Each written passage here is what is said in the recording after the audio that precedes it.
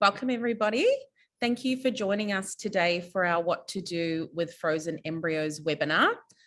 I want to begin by acknowledging the traditional custodians of the land on which we are on today and pay my respects to their elders past and present.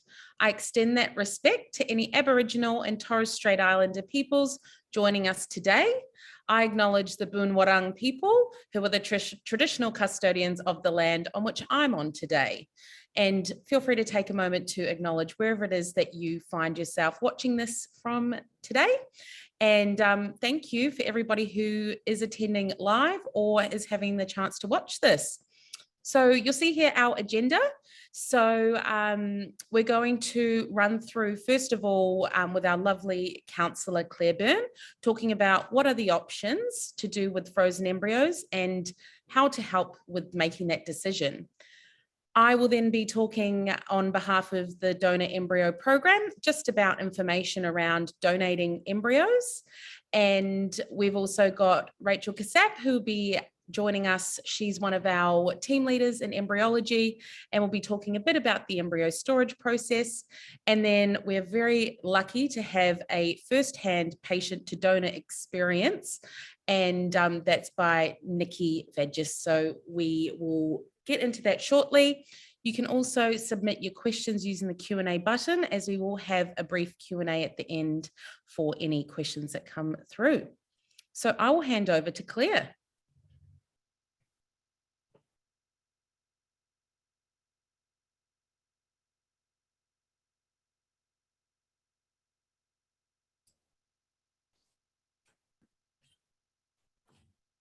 Hi, everybody. I'm Claire. I'm one of the psychologists and IVF counsellors at Monash IVF. I've been working at Monash IVF, I think, for nearly almost coming up to 10 years soon. So, and I've had a lot of conversations with patients, you know, trying to make a decision about what to do with their embryos. So I've had a lot of conversations with people in situations like yourselves. It can be a really difficult and emotional time. So I think tonight too, I guess, you know, as we're going through some of this information, you know, do be mindful. It's going to be recorded. You can come back to it at another stage.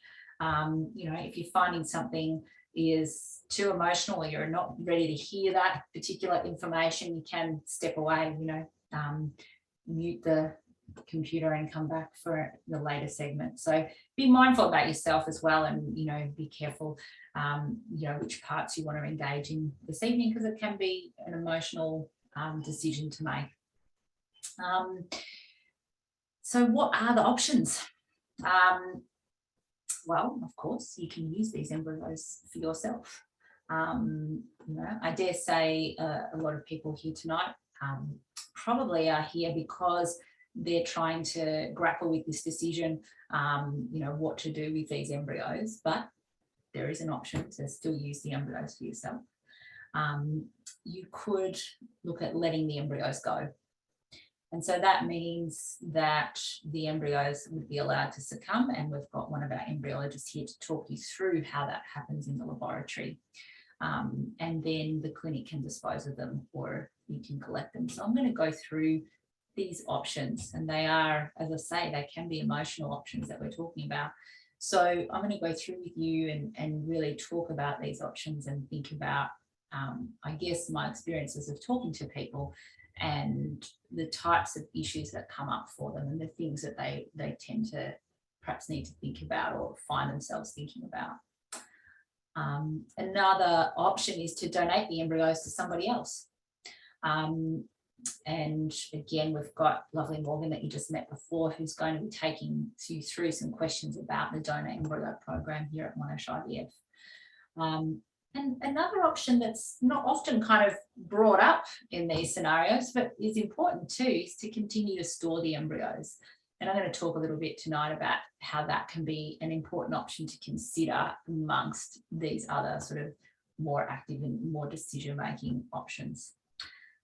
So let's go into the options. Yeah, using the embryos for yourself. And I've got a list of questions here, I guess, which I find patients talking to themselves or talking to me about, when they're thinking about this. If you've, and I acknowledge that there'll be people here tonight from vastly different experiences. Each of your journeys is different. So each of your, I guess, focuses on some of these options will be different. But I think a lot of patients that have been through a lot of treatment to get to where they are, they really ask themselves, can I put myself through this again? Physically, emotionally, financially. There's so many kind of factors in that one question. How am I going to feel if I do this and it works? How will I feel if it doesn't? I think that's a real interesting question to ask yourself when you're kind of thinking about this particular option, because it can sort of start to help you work out maybe which way you're leaning. Sometimes I talk to patients that have actually got a few embryos, and they're kind of thinking, well, even if I do use one of those embryos, am I still going to have to make this decision later anyway? So there's a sense of, I make this one decision, but then I'm going to still be left with another decision about the rest of the embryos. For some people, they'll be here and they've had children. For some people, they won't have had children. And so if I choose this option, or I don't choose this option, does this mean I'm really ready to decide that I don't want a child anymore, that I'm ready to give up on that? For those people that have had a child already or children, a big question for patients is, do we have enough room for another child? Can I physically or emotionally cope with another pregnancy or child? I think they're really important questions. And that goes, if you are a couple, it goes for both of you, not just the person who's carrying that pregnancy. Can you both physically and emotionally cope with another pregnancy or child? And I mentioned the financial factor before. It's it's there. Treatment costs and having children costs money too. So all of those things. I think a big one for a lot of people who've come through treatment is, am I too old to have another child? That's a really big question. Sometimes people, it's taken a long time to have the child or children that they do have, and here they are thinking, am I too old to do that again? I think an important aspect, of course, if you do have a partner, is, do they agree with me? Am I wanting to use this embryo and they're not? If we're not in agreement, how that's going to impact our relationship, how are we going to navigate that? How do we get to a place where we're both in agreement with the option that we choose? And sometimes people are asking themselves, am I just choosing this option because the other options don't suit? Does this fit with my values? Is that an acceptable kind of compromise for me? And of course, feelings about the children that you may already have born from those same embryos and how that influences your feelings about these embryos. Of course, lots of people have a very strong attachment to these embryos, and sometimes surprisingly so. Sometimes I'll talk to people before they start treatment and they feel very sure of what their decision would be if they did have embryos left over at the end of the process and they completed their family, but they find at the other end that that's not the case. So if you're sitting here tonight feeling like, gosh, I thought I knew what I was going to do and now I don't, totally normal. So these are questions that people might ask themselves, and it's really about trying to navigate your way through those questions and work out what the answers are for you. And I put them up here tonight because if they're going through your head, hopefully you'll see yourself reflected in those questions too. If I move on to the next option, that's letting the embryos go. And there's really, I guess, a few options within that one. The clinic can dispose of succumbed embryos for you. And we're going to have lovely Rachel talking to you about the embryology processes around that, so that that kind of clarifies that a little bit more. In some cases, collection of succumbed embryos may be possible. And that, I've seen help some patients. They just like the idea of knowing where those embryos are. And they get to do things and acknowledge those embryos and acknowledge the importance of those embryos in helping create their family, or, you know, acknowledge the journey that they've been on to get to that point, right? Some people will take them and, you know, plant a tree and those types of things. There are other options for disposal and collection preferences, and they can be considered, you know. So if you're sitting thinking, I think that's the option for me, but I really would like this to happen with that, you know, talk to one of us. You can certainly talk to the embryologist. You can certainly talk to counselling. We're here to talk you through that and help you make that decision and do it in the best way possible for you. In thinking about letting the embryos go as an option, questions I find people asking themselves really around what their ethical or religious views on the status of an embryo. You know, I think some people, the line at where life begins is, you know, very clear for some people and not so clear for others. You know, so it's a very personal feeling and choice about these embryos. Some people might feel a very strong connection with their embryos because of their children and need to kind of work through that connection as well. Sometimes people are really kind of thinking about, is this letting go of my dreams or desires? Can I put myself through it again? You know, if I can't do that and I'm going to let them go, you know, which end of this kind of spectrum am I sitting on?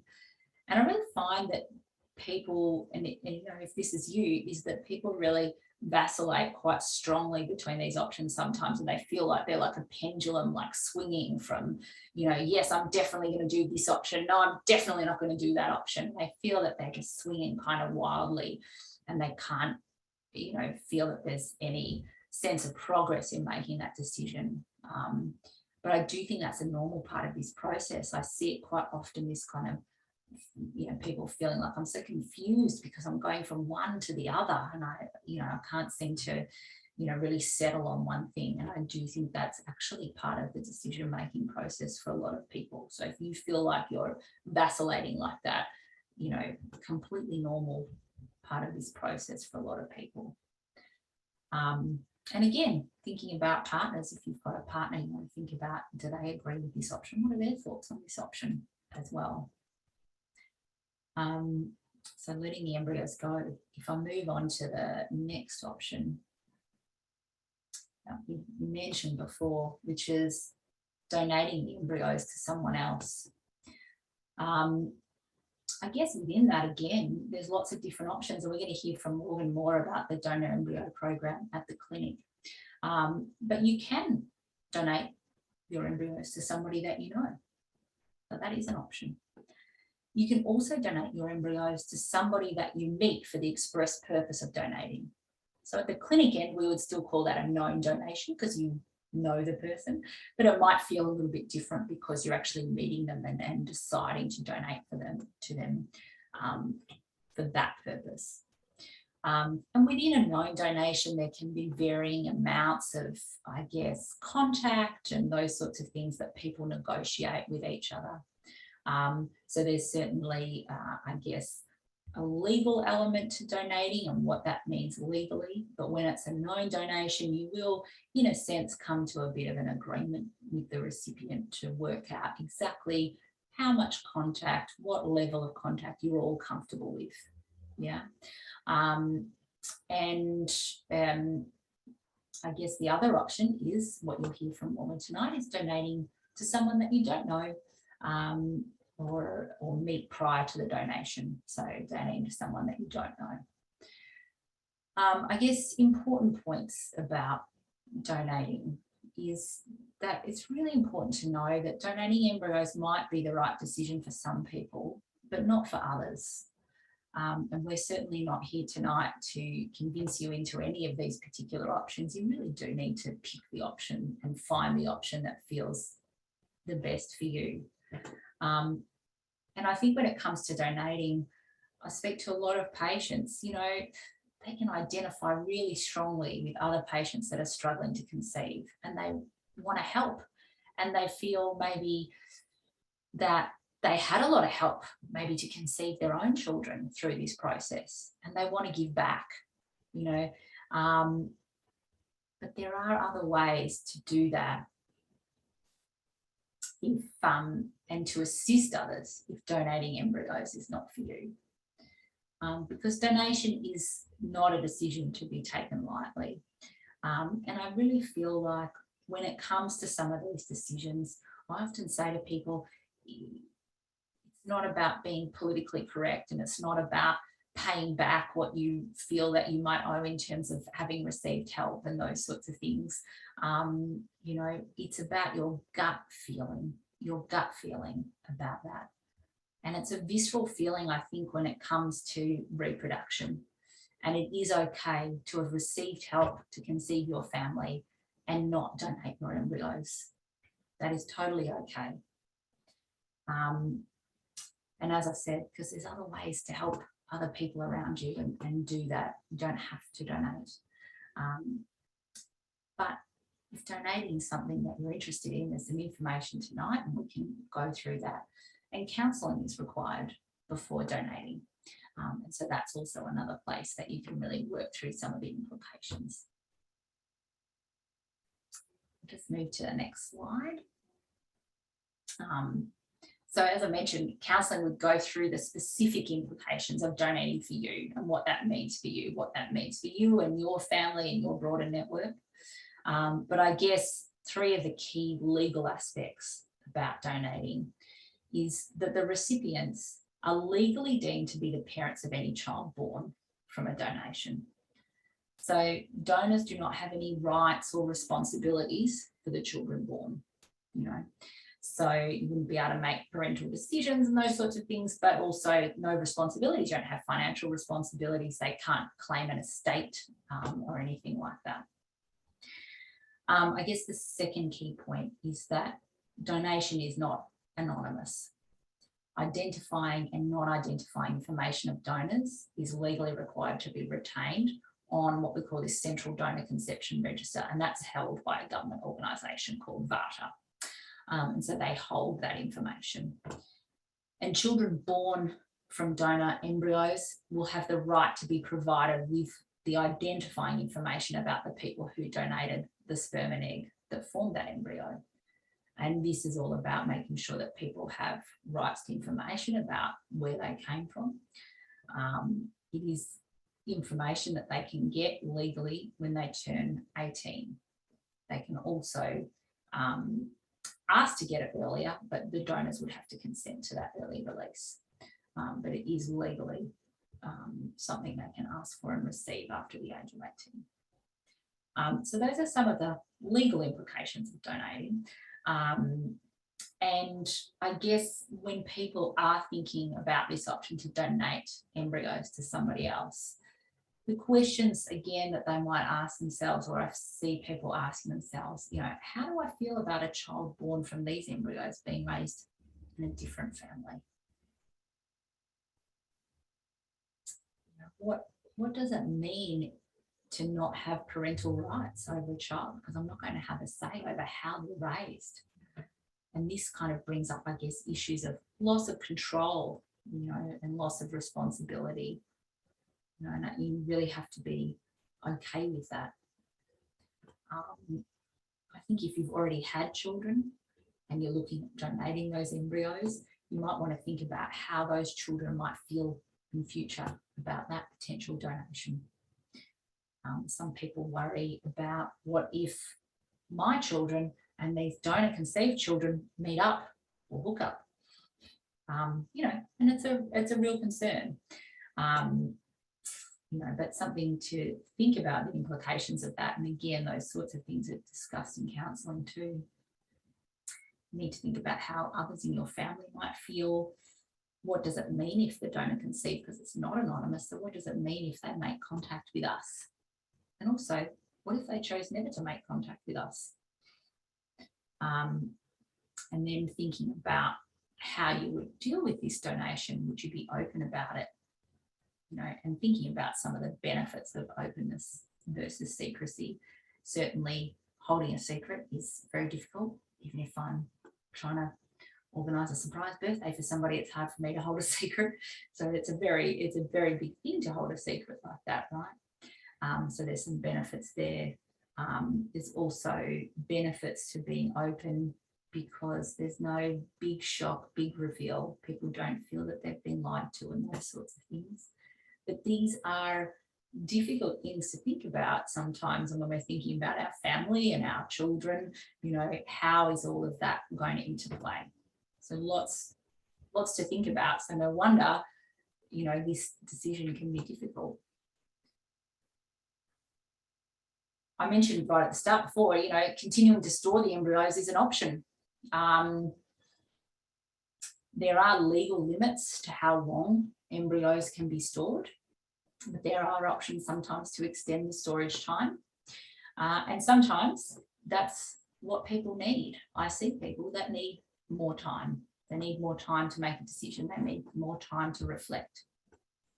On the flip side, sometimes continuing to store the embryos might just be putting off making a decision.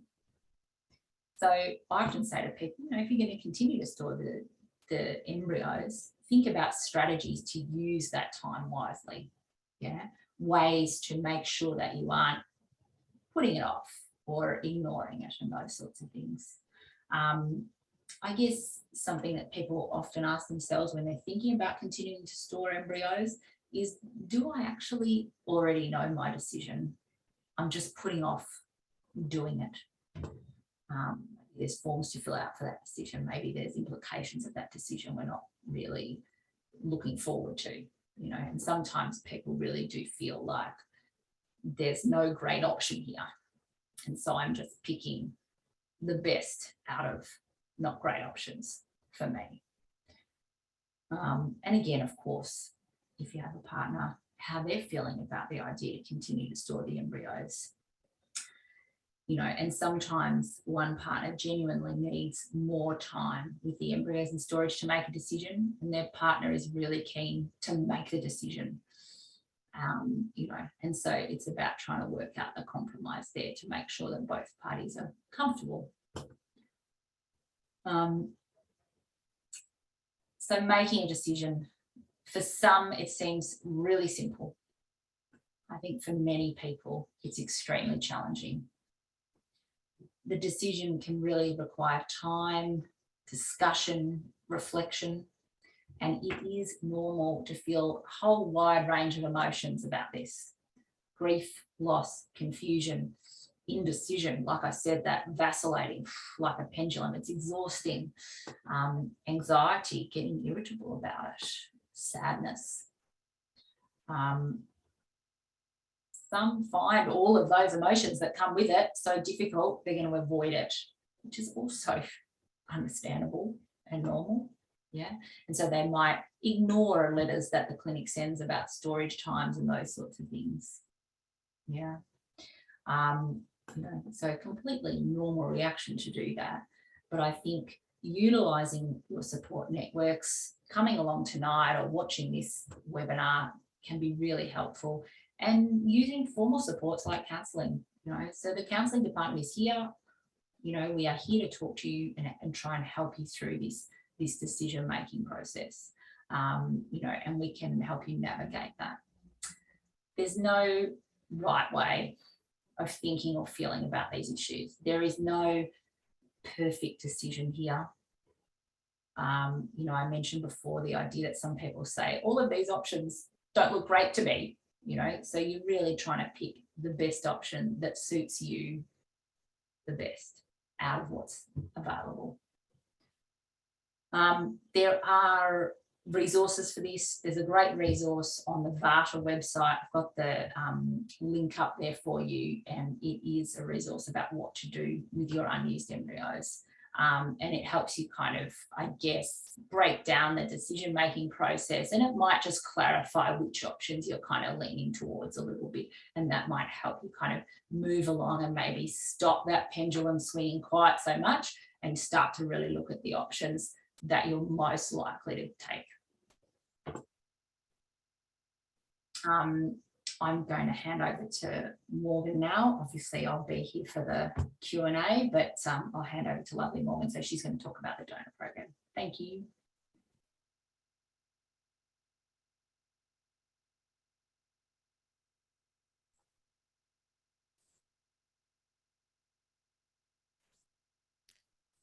Thanks so much for that, Claire. That was a great unpacking of a lot of questions. I don't have embryos myself yet, but I found them a lot of really interesting thoughts, and I hope that everyone else is going to get use out of those as well. So I'm back again, and as I mentioned before, I'm our donor egg and embryo coordinator here in Victoria. So I'm going to talk a bit about the program that we have here at Monash IVF. So my role does involve looking after both our embryo donors as well as our recipient of donated embryos. So those are patients who are at that stage in their treatment where donated embryos may be the option or the only option that they have been left with at this point. So we do, in the donor programs, we are assisting with potential donors. So going through queries of, questions, how do I donate? Can I donate? And assessing their eligibility to donate, because unfortunately we can't take every single embryo that is offered to us. So I'll go about that in a bit more detail. And then we also take them on the steps to donate. So we're coordinating the donation process and everything that it involves. And then on the recipient side, we are managing a wait list for those who are wanting to access donated embryos. And once the recipients are reaching the top of that wait list, we will then assist them in preparation for using donor embryos and allocating them a suitable donor. So on the next slide, I'll just talk a little bit about the donors. So there's two types of embryo donors, and Claire actually lovingly summed them up. But the first is a clinic recruited donor. So this is a donor that donates to the clinic and is also referred to sometimes as an anonymous donor. As we said, there is no such thing really as an anonymous donor, but at the time of donating, the recipient, the identity is not known to the recipient of that embryo, and vice versa. So the donor's not knowing the identity of the recipient either. Then we have a known donor, and again, that can look different for every arrangement.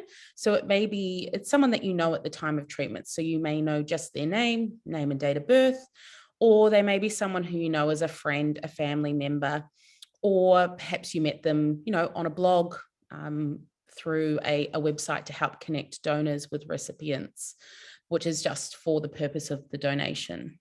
So we're going to start by talking about the clinic recruited embryo donors.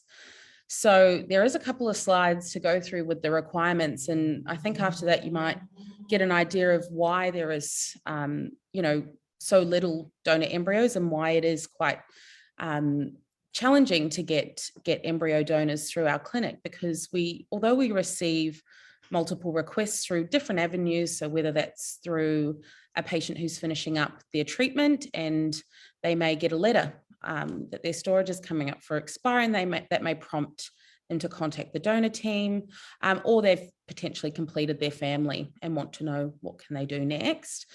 But when we have a chat to these potential donors, we are assessing the suitability of them to be a donor, and there's a number of factors. So the way we do this is usually through a phone call, potentially over email, just to get a feel as well if they have questions about what the program may look like. But we first look at the number of embryos available. So the numbers that they're willing to donate as well. So we consider that because we generally accept embryos for donation when there is more than one. So single embryos are harder to be selected by recipients who potentially may want to have the opportunity to have more than one go, if the first one doesn't work, or to leave open the possibility of a subsequent child. Not to say that single embryos aren't valued. There are potential other avenues in which they can be donated, however, but for our clinic recruited donor program, we generally aren't accepting single embryos. Another factor we're going to look at is is age. And if you've been through IVF, or if you're starting IVF, or just fertility in general, age is something that is talked about quite a lot. And we're going to be looking at the ages of both parties when the embryos were formed. So we know that with advanced age in maternal and paternal, so in both sperm and egg providers, there is an increased risk for chromosomal abnormalities, miscarriage, and it does decrease chances of having a successful pregnancy from a transfer. So ideally, we look for egg contributors being around under the age of 40, and that's again at the time of their egg collection happening. And then for sperm providers, ideally under the age of 45. We're also going to look at the quality of the embryo, and often we do utilize somebody like Rachel in embryology to help us assess if the embryos are of fair or good quality to be on-donated, as well as potentially if there has been maybe genetic screening on the embryos, maybe it's a mosaic one. We want to as well assess, that we are accepting embryos that are going to be able to be used as well. So we also want to look at if there are donor components in the embryos. And this is really important, and often one of the first things we do check before even maybe calling a potential donor, because with the on-donation of embryos, we do need all parties to be consenting and willing for the on-donation to happen. And with that also involves having the donors within the family limit for Victoria, which I'll talk about again in a little bit. But if embryos have been formed with a clinic recruited sperm donor, they can often be at their maximum number of allocations. And that's because, again, we have a high demand for sperm donors, so they do go quite quickly. And, it may be a couple of years down the track that you're looking to on-donate an embryo, and all the spots for that donor could have filled up. And that means that on-donating an embryo, and if somebody was to get pregnant from that, it would bring the donor over their legal limit, which is something that we're not able to do. So it does make it difficult, because often people who receive donor material then feel more inclined to want to on-donate because they've received such a great gift, and gift for them to pass that on would be great, but it's really challenging with the requirements that we have to keep very strictly for sperm donors. And that also goes for any other donor. They all have a limit. However, if it's a known donor that you've used, potentially that donor hasn't donated to 9 other people, including their own, and they may be willing to say, yes, I'm happy for you to pass on your embryos with my sperm or my eggs to another person to achieve a pregnancy. And if that's the case, any known donors also need to be involved in the counselling process for the donation.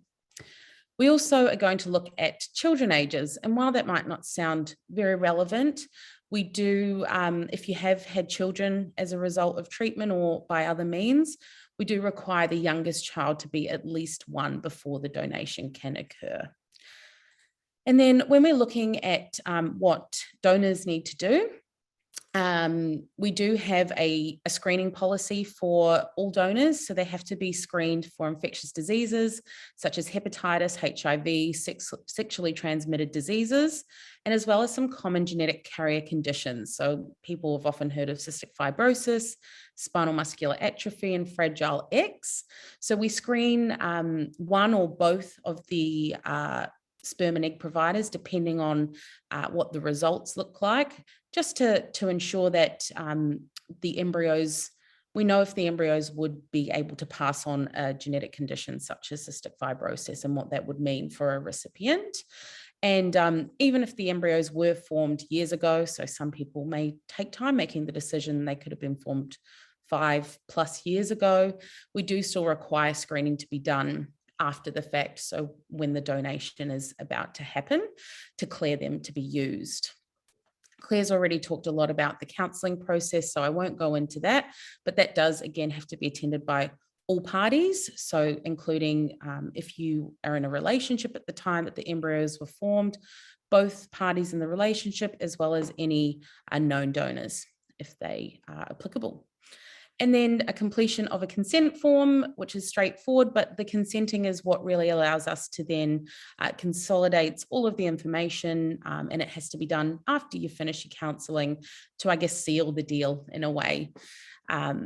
So that is most of the steps that donors need to do. And then again, this one we mostly do on one of the first phone calls, as well as a bit later on, but we go through quite a thorough medical background. So we talked about CF, SMA being able to be screened for, but there's certain medical and genetic conditions that we can't pinpoint and screen as easily. So we do look at any medical conditions that are in the donors. So both any egg and sperm providers, extended families. So often if there is a strong inheritable condition in your family, it may prohibit on donation to the clinic, but perhaps not known. Again, I'll talk about the differences in a bit, but an example may be if I wanted to on donate my embryos, but in my family, my eggs were in the embryos, there's potentially an aunt, an uncle, my mother, and maybe another person who all had breast cancer at a young age. So that could be an indication of a BRCA mutation or a gene or heritability of that breast cancer that would be potentially passed on to a donor-conceived child. So we do look at cancers, heart disease, and often we do call on our genetics team to review and assess suitability for on-donation. And these medical histories, along with non-identifying characteristics, are shared with recipients to assist them with selecting a donor too. So we pass on information like yours and the other sperm or egg providers' eye color, hair color, personal interests, and even reasons for donating. So on the next slide, there's a few more points. Again, I've touched on the family limit in Victoria specifically. There's a 10 family limit worldwide, including the own donor's family or families. So the 10 limit, again, is more common to have met by a sperm donor, but with embryo donation, it is up to the donor. And we also have to base it on the number of embryos, what the family limit may be with respect to the legislation. So if there's only 2 embryos, it's likely that there would only need to be one as a family limit plus your own, so 2. But maybe if there's 10 embryos, we'd have a chat about, do you want to donate to only one person to begin with, or 2, or is there room to maybe go up to 3? Again, that's something that is per donor and based around the number of embryos, and no more than 10. Now, donation as well cannot be directed. So while a recipient can look and select a suitable donor for them, donors aren't able to select specific requirements for recipients. So unless it is a known arrangement, obviously you know who you're donating to, but they, for clinic recruited embryos, they get donated to the clinic and we allocate them to a patient who's at the top of the list. And then importantly, and again, something that is addressed right at the beginning, that as an embryo donor, the identity of all parties will be available to a donor-conceived child, either once they turn 18 or if they are seen to be at a mature age sooner, they can get it before they turn 18 as well. And again, with all of this, clinic donations are rare. So a lot of people here may be listening, going, this is an option and it really doesn't sound like me. It is something that is so rare, and with all of the requirements that we need to go through and to ensure that we are safely doing a donation, it does get to a point where we don't have obviously as many donors as we'd like. And usually when we are offering to recipients, they're not offered an abundance of different donors.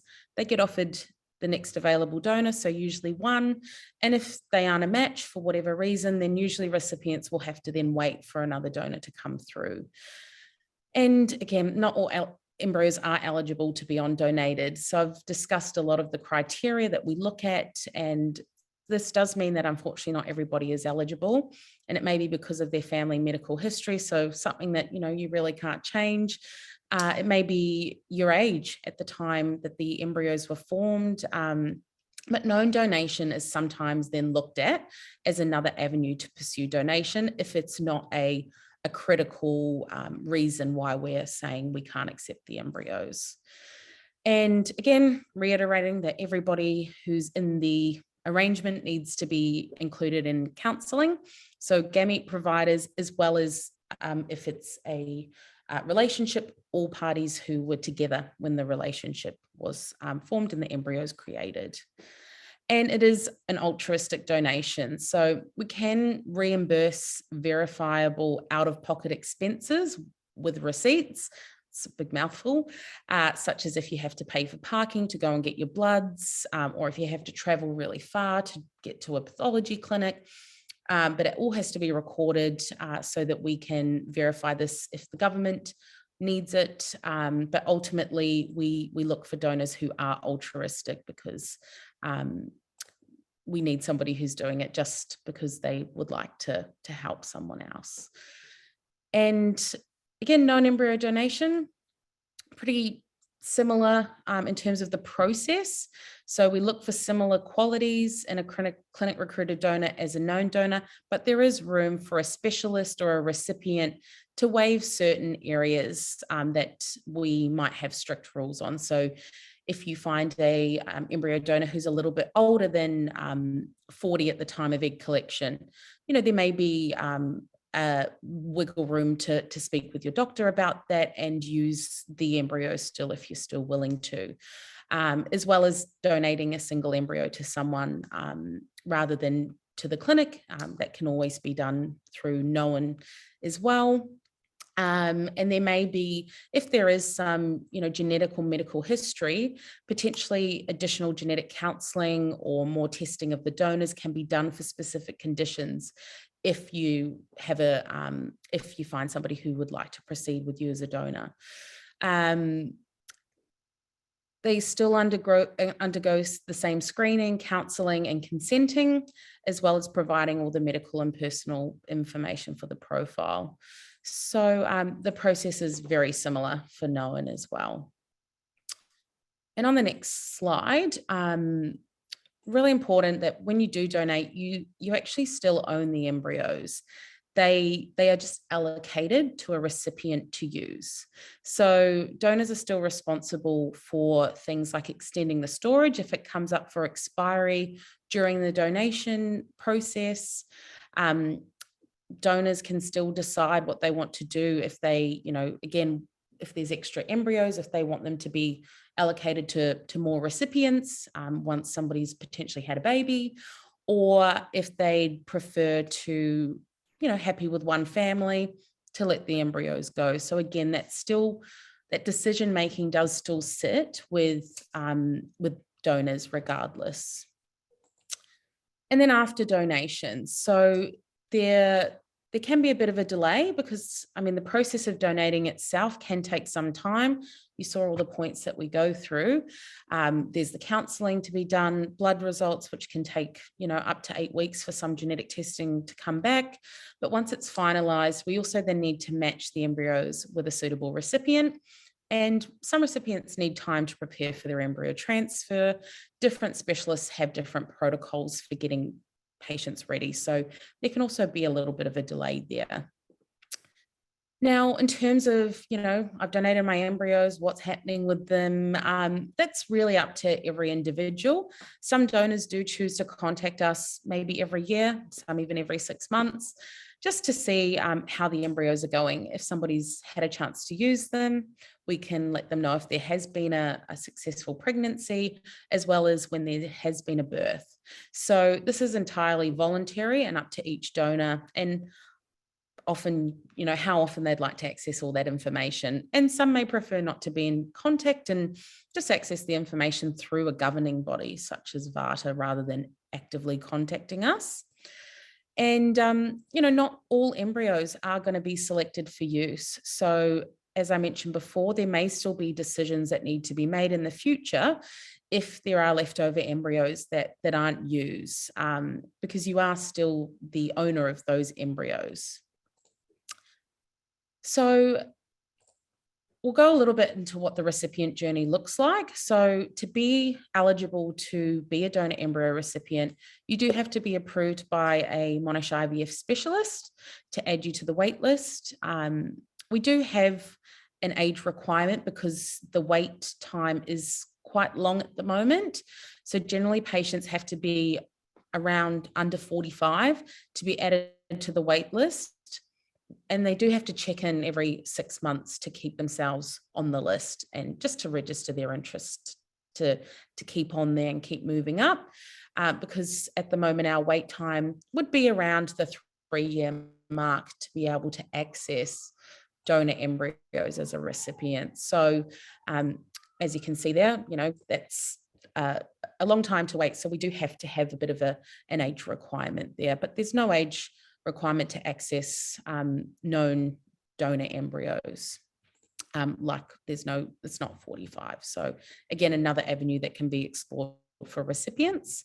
We have a limited donor selection, unfortunately. Like I've mentioned, it is rare to get donated embryos. So we don't have hundreds of embryos for people to choose from.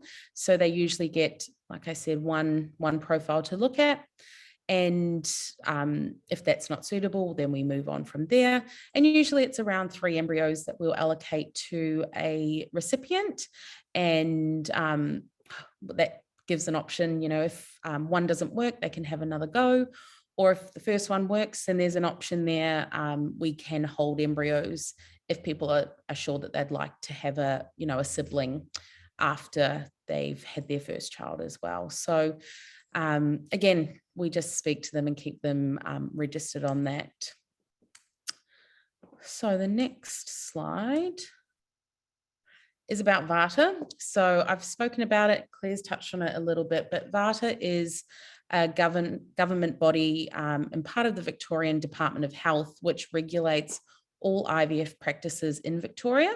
So the VARTA website does contain extensive information regarding all types of donation for recipients and for children born as a result of donation. Claire shared some great resources. They also do have lots of useful webinars as well. So it's a great resource if you are looking into the donation path to also engage with their content too. They manage the central and voluntary register. So that's where Claire mentioned before, when there's a birth, we have all the information of the donor and the donor conceived person held in VARTA's records as well. And there's a voluntary register, which is, I guess how it sounds, it's not mandatory like the central register, but it's an opportunity to meet donors, recipients, donor conceived other children who have registered on there to say I'm open for communication, essentially. And we do have to report all outcomes, so pregnancies and births to VARTA, and we supply them with your, if you're a donor, the non-identifying and identifying information. So that's all the traits along with your full name, date of birth, and all of those things. And lastly, this process, and Claire's already touched on it a lot, it's a big decision. And we always do sing about support here. It's really important to us that you have all the information to empower yourself to make decisions. So if you are interested in donating, you can call the donor team, or if you just want to talk about more information and discuss what's on here, you can do that. If you'd like to be a recipient of an embryo, you can speak to your Monash IVF specialists. And we do offer a free supportive counselling session available for that decision-making process in what to do with your embryos and if donation is potentially right for you. And you might be lucky enough to have Claire as your counsellor for that too. So thank you for listening. I am going to hand over to Rachel and she'll take you through a different perspective from the lab and what happens with embryo storage requests. So take it away, Rachel. Thank you.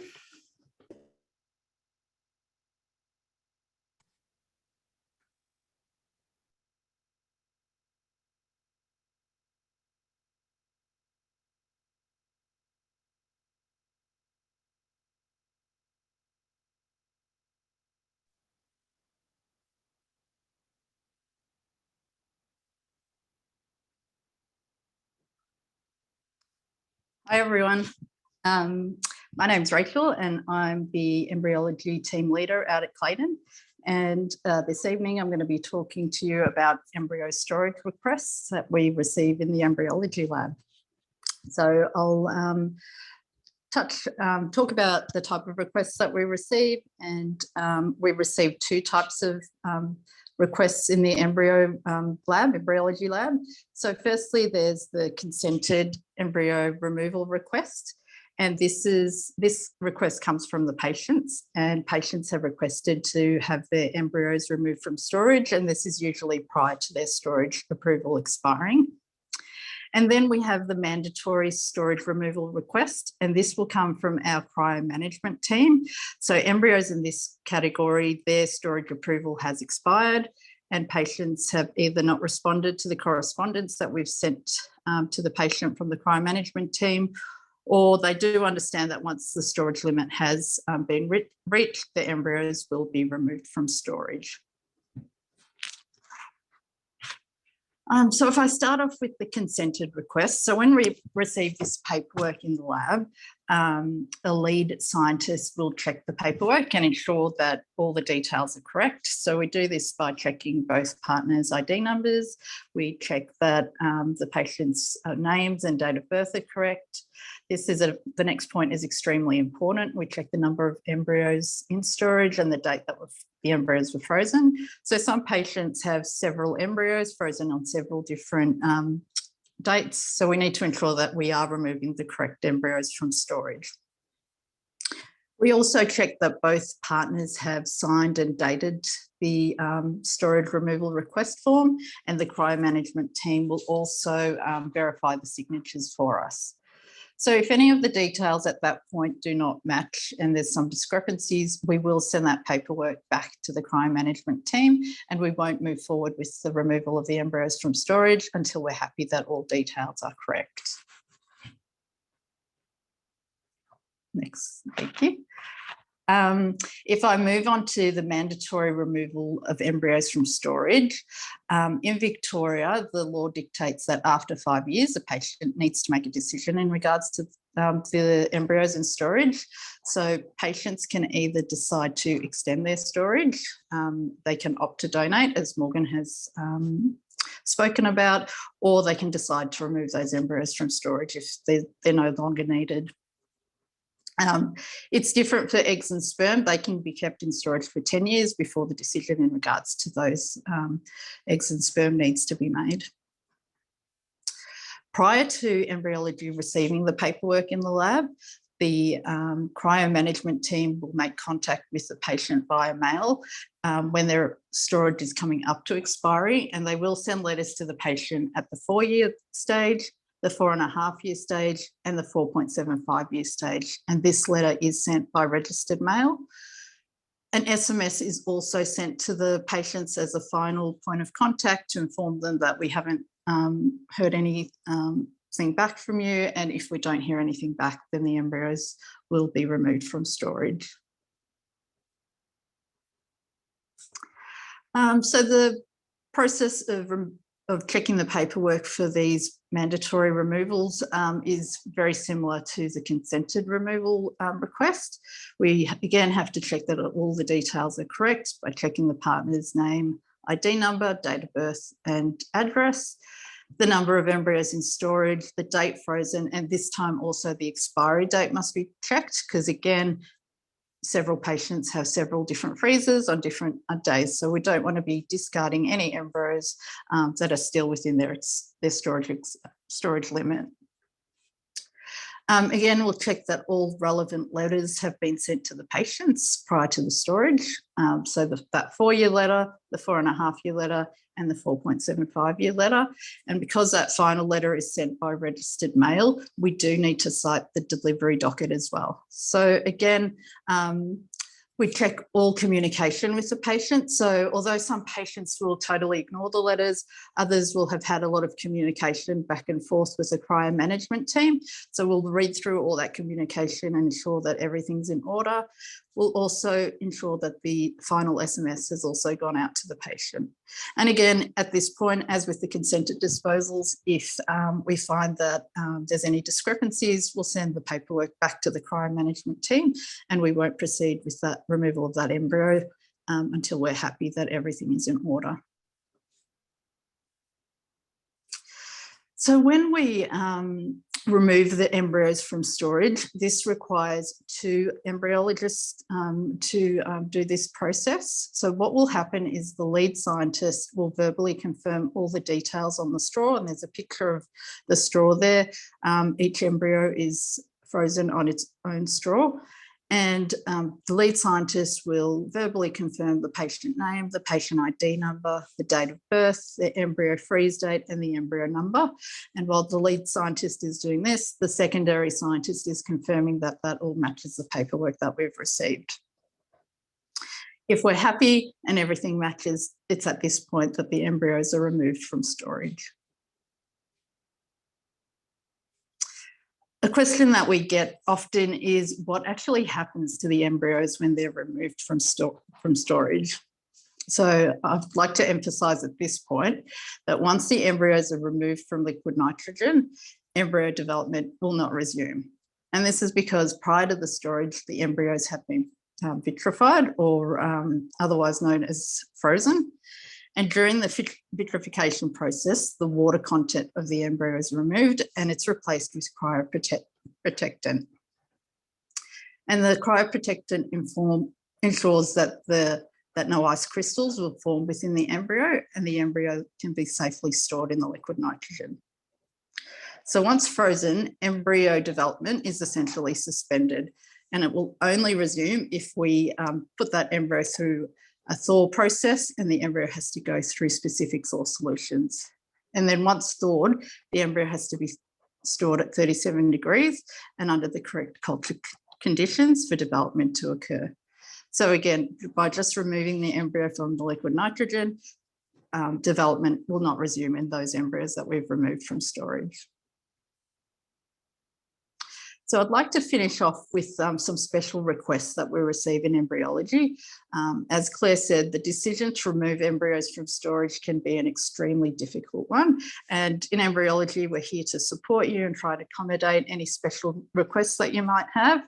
So one of the most common requests that we do have is patients would like to collect the embryos once they've been removed from storage. So when we get that request in the lab, what we will do is we will contact the patient and organise a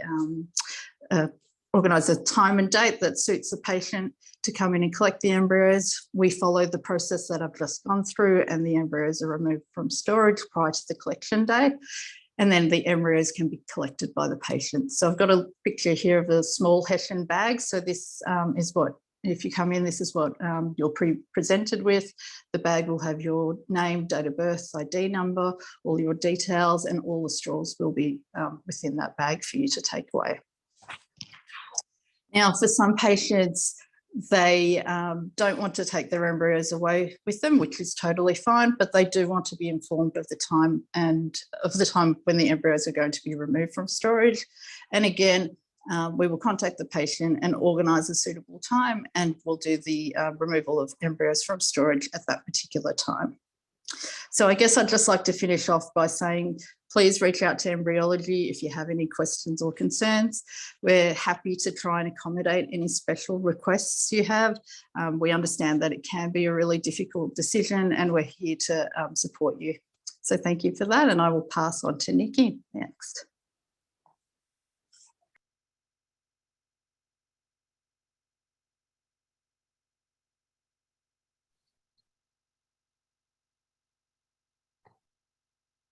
Thanks, Rachel.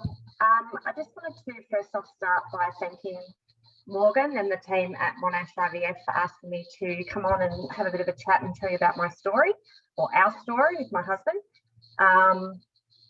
So I'll tell you a little bit about our IVF journey. So my husband and I started our IVF journey around 18 years ago.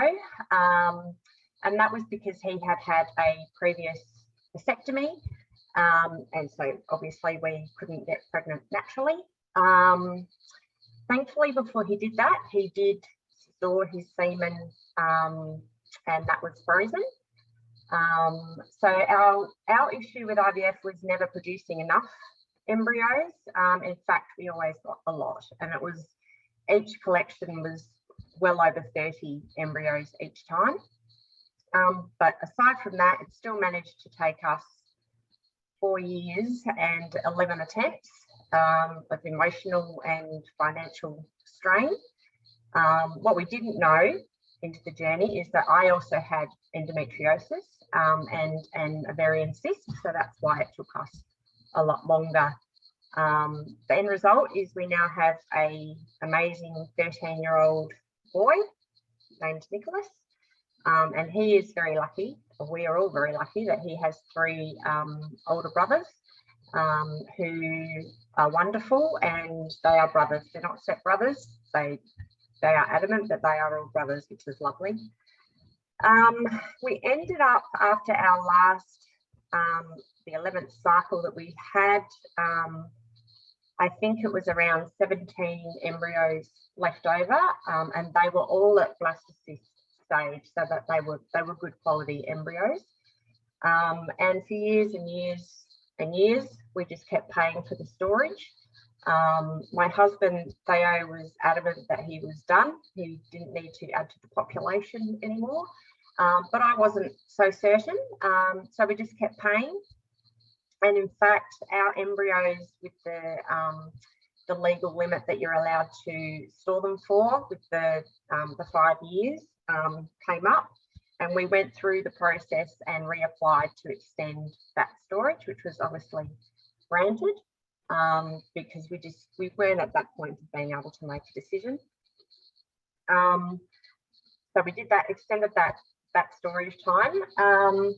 It was years later that I think I came to the realization that our family was complete, and that kind of relates back to all of the questions that Claire raised in the beginning with if you use the embryos yourself, you know, age, do I want to have another child? Does my partner want to have another child? So I finally came to that realization that our family was done, except for pets. You might see her. Oh, she's on the floor behind me. So we started that conversation about what are we going to do with these embryos. I was 100% certain from the beginning that I did not want them to be disposed of, that they would come to use in one way or another. As we all know, the IVF process, it's hard work, it's emotional, and I went through too much heartache to produce them. And the fact that they were at that blastocyst stage 2, I couldn't destroy them. Theo, on the other hand, was 100% adamant that he did not want to donate. He had many reasons for that, and all which are completely valuable. He really struggled with the idea that there would be a mini Theo and Nikki somewhere out there in the world. And would that child be brought up in a loving and caring home? Would they have good parents? What would happen to the family if that family that had that child was unable to care for that child? So what was our legal obligations, and also financial obligations to that child? So because we couldn't make that decision, we kept paying. And because it's not a decision to be made lightly, and it needs a lot of careful thought. So we just kept paying the bill. I can't remember exactly what started the conversation again, but it was years down the track, and I think we may have received another letter to say that we needed to apply to extend the storage time again. So we had embryos frozen from different collections. So as Rachel was saying, you know, they could have different dates of different collections. So we started the conversation again. I still had that same emotional connection to those embryos, and I was still adamant that I couldn't destroy them. So I managed to somehow convince Theo to just consider it. Let's just consider it and let's just go through the process. And that's what we did. So first of all, we after we had the screening tests, we went to our counselling session, which we were both hesitant at the beginning. We were like, counselling, what do we need counselling for? Like, there's nothing wrong with us, but it's not counselling. It's really informative information session. And it made us think about situations that we hadn't thought of.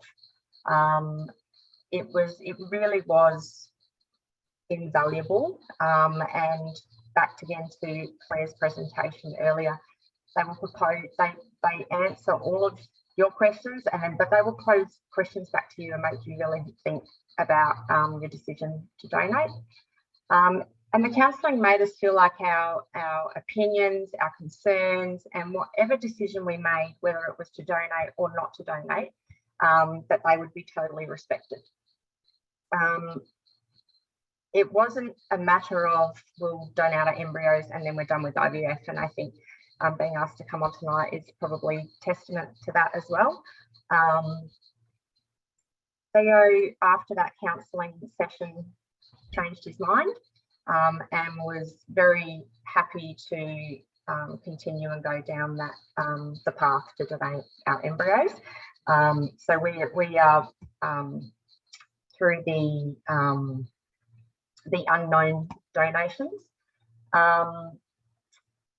So we wanted, after that counselling session, both of us really wanted to give another family who was struggling with fertility that same gift that we have of our beautiful son.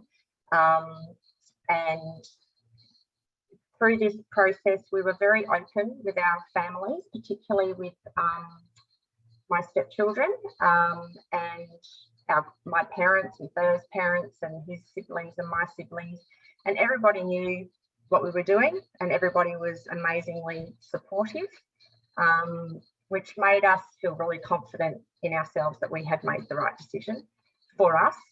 So after we finished the donation process, we kind of just waited and waited. We were kind of like eager to know that something had happened and something positive and there was a pregnancy or a birth.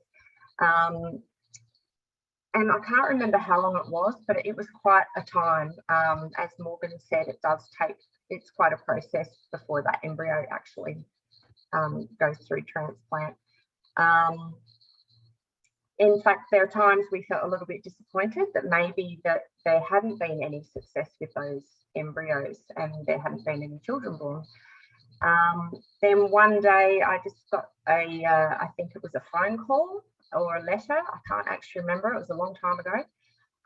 And there had been a beautiful baby born. That was now 7 years ago. And when we received that news, we actually sent a baby announcement SMS to all of our families, like we were parents. We felt proud. It was emotional, but in a good way. But above all, proud. And it was, we had done a great thing. And my husband, who at the beginning was very hesitant about the donation, he now actually brags about children that have been born from our donation. He's totally at ease with the decision that we made to donate, and for us it was the right choice. Since then, we're very proud to say that we've had 3 babies have been born. They're all girls. I don't know how that happened. We have all boys. And for each of those births, we have sent a birth announcement out to our families. Proud doesn't even begin to express how we feel. That's 3 babies to families that without our donation very well probably would have remained childless. We still have embryos in storage, and they have been donated now to a woman whose IVF journey has been extremely difficult. And go back 18 years ago, or however long it was, she was probably not the person that we had in mind for our embryos 10 years ago. But the staff at Monash IVF and our IVF specialists kept us informed, and we sincerely hope that she also has success, and we wait to get some good news from her as well. We do wonder what kind of life that child lives. Where do they live? What do they look like, especially because they're girls? We hope they're loved. We hope they've got a good life. We hope they're kind. One day they might decide to try and find us, their biological parents. And if they do, we think that would be absolutely wonderful. But we're also very much at peace that if they don't, then that's totally okay as well. If they do, we'll open them up with welcome arms, and maybe we'll keep a copy of this to show them. So in closing, I guess I leave you with this thought. We've all been through the IVF process. We know how hard it is to conceive and to have an IVF baby. So giving those embryos to those other people who painfully want that gift of life and are relying on donations is really humbling. It's really satisfying, and we think we've made a really good decision. I think thank you for listening. We're going to open up to some questions. So I think I'm handing back to Morgan. And if you've got any questions, we'll go through them. And our whole IVF journey has been very open, so I'm open to any questions that you want to ask. That was incredible. Oh my goodness, I'm so sorry. That's your dog, not mine. That was mine, not your well-behaved dog that's sitting down there. Thank you so much, Nikki. I think I speak for everybody who is listening that I was smiling from ear to ear the whole time. Your journey sounds lovely, and we are so lucky to be a part of listening to it. So thank you for sharing that. Oh, and for everybody, it's I thought I knew everything about donor embryos being the coordinator, but you do learn something new even working in the industry for this long. So I hope it's been a really valuable session for everyone. We've got a couple of questions. One in particular, and you also may have input in this, Nikki, is research and training donations. So that comes up a lot, and somebody has asked, can you donate to research and training? And it's interesting how much that has changed since probably when you donated. I think in 2018 was the last opportunity that you could on-donate embryos to research and training.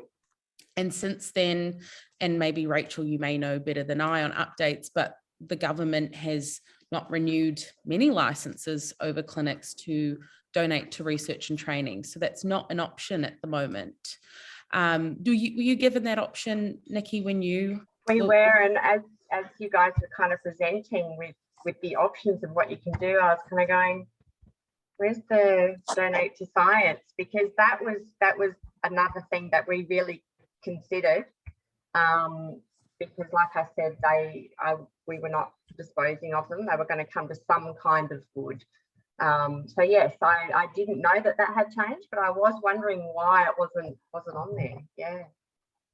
Yeah, and it's one of those options that it is challenging that it's no longer there, because I think you've hit it right on the nail there, that a lot of people want to do something good, and, you know, by helping the industry that helped them conceive a child, we luckily have other avenues to do research and training. So it's not that we, you know, can't advance further. It's just that we don't have that, I guess, government allowance to accept them anymore. And hello, Theo. Nice to see you with the ice cream there.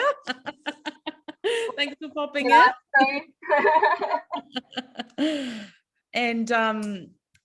And it's a very common question, and it is unfortunate that we can't offer that at the moment, because I'd say I also worked in the cryo storage department, so I dealt a lot with the first queries. What can I do with my embryos? And research and training, I'd say, is probably the number one preference. And even Claire, you probably have had conversations around people Absolutely. they start treatment thinking they can do it, and then it changes, you know, the legislation changes.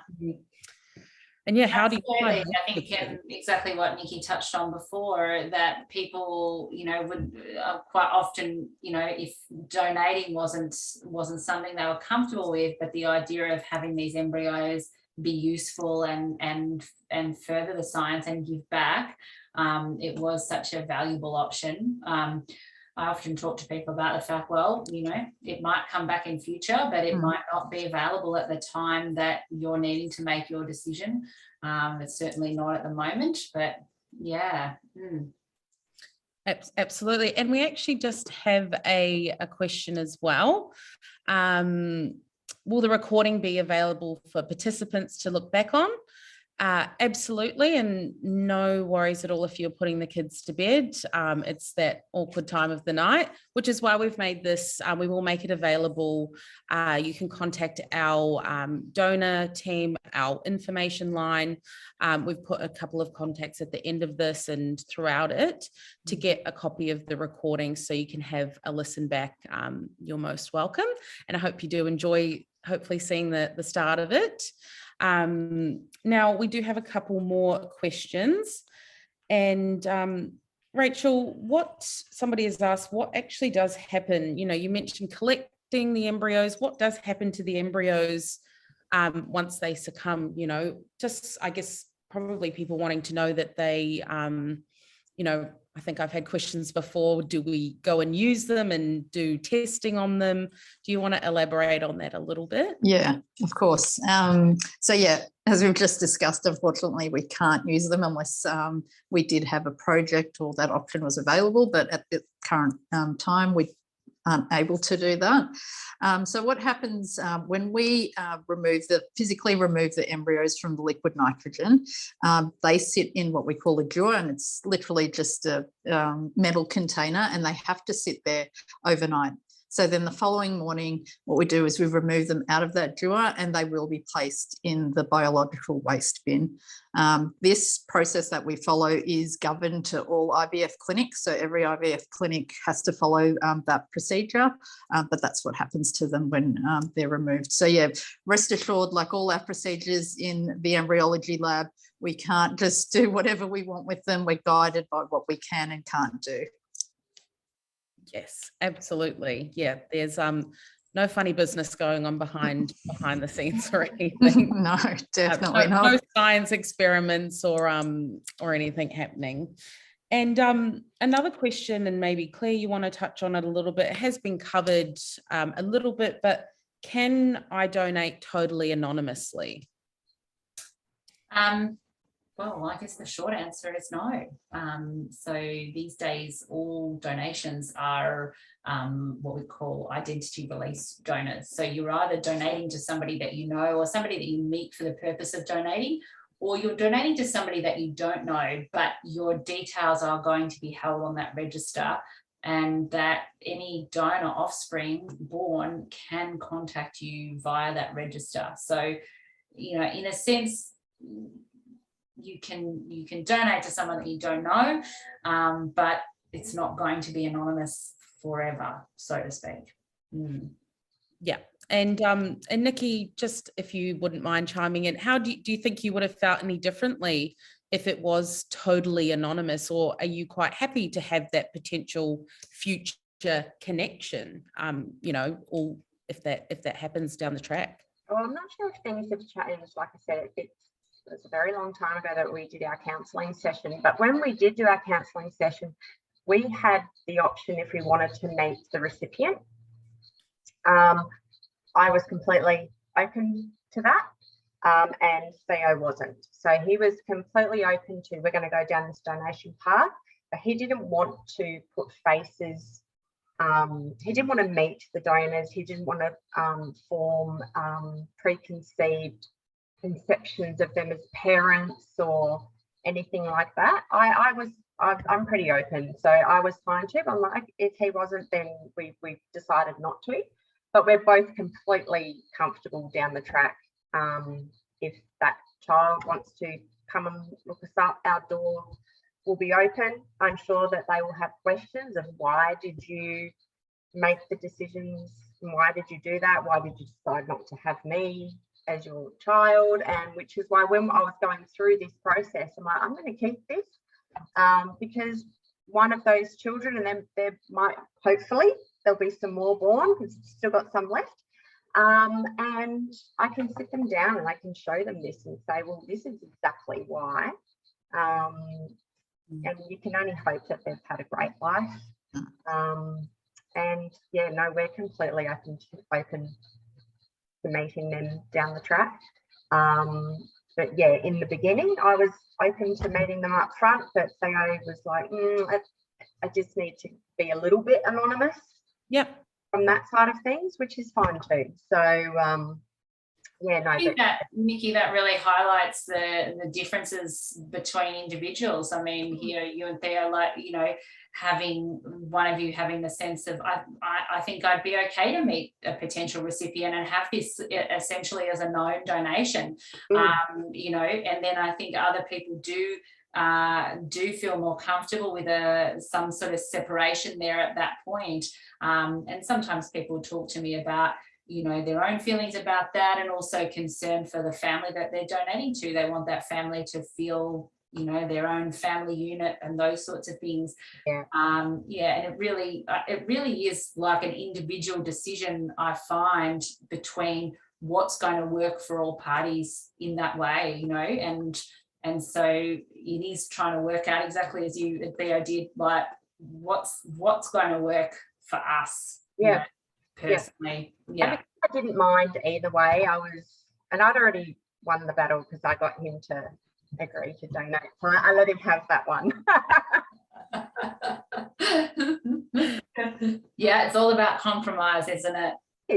Sometimes. Yeah. Not an easy decision by any means. No. Didn't have to win him over with a Magnum, which Magnum. very, very good before, I must say. It is coming to dinner time, so I'm feeling that. I saw that and I will have to sort myself out after this. And we do have one last question before we wrap up, and we're surprisingly very much on time. And it's how many people do end up donating. Now, were you surprised earlier, Nikki? I'm not sure if you were able to hear a lot of the presentation, that it is rare to have embryo donations, and we do have a long waiting list with little embryo donors. Was that surprising to you? I was surprised at how long it took from, you were saying that from the time that you actually received the donation to something actually happening with it. And that made me understand why it was so long before we heard anything, because it was a few, I think it was a few years, but that now makes sense, right? Because you don't have a lot of donors. It made me, even now 18 years later, feel really comfortable and humbled with the decision that we made, to know that we did that, because you don't get a lot of it, and also that we had quite, from what I can understand from the numbers that you're talking, we had quite a lot of embryos to donate as well. So yeah, I mean, if you think about how many people go through IVF, there's a lot. So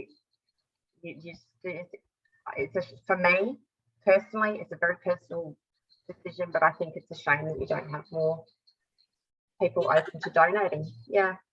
And look, again, you sharing your story may help somebody confirm, look, I can see myself in Nikki's story, or confirm that it's definitely not for me and it's not for everybody. And that's why we want to have these open conversations, because I think a common thing when I was working in the cryostorage department, a lot of people were saying, when I started IVF, all I was thinking about is I'm not going to have enough embryos. And that was the forefront thought the whole way through, rather than what happens if I have leftover embryos, and can then make quite a challenge later on to say, okay, I don't know now what to do, because I just was feeling the scarcity. And to answer the question about the number of people that donate, again, it is a low percentage. I would say we get queries almost daily about people putting forward, I'm interested in learning about donating. I'd like to donate my embryos potentially. But when you see the process and again, the time taken, and it does take an altruistic person, and, you know, I'm not sure how you went with getting the tests and the counseling, but that takes time if you also do have your own family. So it certainly means that the bottle effect is that there is very little embryo donors at the end. And it's good to have a lot of queries, though, to open up the conversation. And, you know, maybe that was a closure question for someone, that they just wanted to put that out there. Or again, due to something beyond a potential donor's control, you can't control if your 3 grandparents all had heart attacks at the age of 40. So it does make it challenging. And I think Morgan, you know, people genuinely quite often will talk to me about this desire to want to give back, this sense of, you know, this I want to give back, and there's almost a guilt response, you know, that people have about that. You know, but I think sometimes that's what happens, is that people think about donating because they would like to do that, they'd like to be able to do that, and then they get into the conversations around the actual implications, and they start asking themselves some of those questions that we went through tonight, and the answers really end up being that it's not for them, you know. And this is a big decision, and as Nikki's talking about tonight, you know, it's a lifelong decision, because, you know, these donor offspring might have interest in you way down the track. And I really feel like, to do the right thing by those donor offspring, you need to be open to that contact, so that they can, you know where they came from, you know, and those sorts of things. So to be able to do the right thing, it needs to be the right thing for you, you know. And I think that's really important for people here tonight to hear as well, you know, because it is also about these potential children and later on adults as well. And so to do the right thing by them, you need to be making the right decision for you, I think. And then if you look at it on the flip side, that session where you're saying they've come out and gone, well, maybe this isn't the right thing, was the complete flip to Theo. He went, exactly. To the council, he went, yeah, we're doing this is fantastic. Yeah, absolutely. And I think, you know, I think your point, Nikki, about coming to counselling and having a chat about it, you know, and I hope people are really getting the sense that it isn't about the, you know, counselling trying to, certainly we work at the clinic, of course, but we are not trying to convince people to donate or not donate or do, you know, anything that's not comfortable for them. It's more about exploring those kinds of questions that were raised tonight to work out what actually is going to be best for you and your family, you know. And I think, yeah, that's a perfect example. It can go either way, can't it, you know? And you work out, actually, you know, some of my fears were allayed and I feel really good about it now. And that's what happened there. Yeah. It really wasn't counselling. You know, counselling has a bit of a stigmata about it as well. I did with my husband anyway. But it was literally just sitting around having a chat. Have you thought about this? And what about this? And what about that? And I think if anybody is sitting on the fence, the best thing you can do is just go and have a counselling session, because I really think that that is going to help you make the decision in the end. Good for us. Yeah. And thank you for reiterating that, because that was the last thing I was going to finish on that. If this has brought up anything tonight, questions, concerns, you know, sadness, grief, or any of those emotions that are all, like Claire said, there's no normal way to react. There's no one way. Then please know that support is available. And again, we're not trying to convince you to do one thing or the other. We want you to make the decision yourself. And so we do have supportive counselling sessions available. You can call through to our clinic and ask to book in a session. You can also contact the donor team to get set up for that session, or to just talk a bit more about the process. Our details are here on the screen. And if you'd also are watching and you think, okay, I've never considered becoming an embryo recipient, you are more than welcome to contact us as well as your IVF specialist to be considered for that. With all this being said, I want to say a massive thank you to everybody watching, but most of all, our speakers, especially Nikki. Thank you so much for sharing your story. Like you said, it's been a lifelong journey for you. We are indebted to you forever for helping us to just talk out this process and letting us be a part of your journey. And yeah, you've also been a delight to deal with lately for helping to organise donations. So thank you for that as well. If I wasn't about to be 50, I'd make some more for you. Thank you for that. You don't look 50, that's for sure. So you've got good genes. So I'm very lucky recipients there, I must say. So thank you, everyone. Thank you, Claire. Thank you, Rachel. And thank you, Nikki. And thank you, everybody, for your questions. And I hope you all have a lovely day, night, wherever you're watching this from. And we look forward to hopefully hearing from you if you do need that extra support or want to discuss further. So thanks, everyone. Beautiful.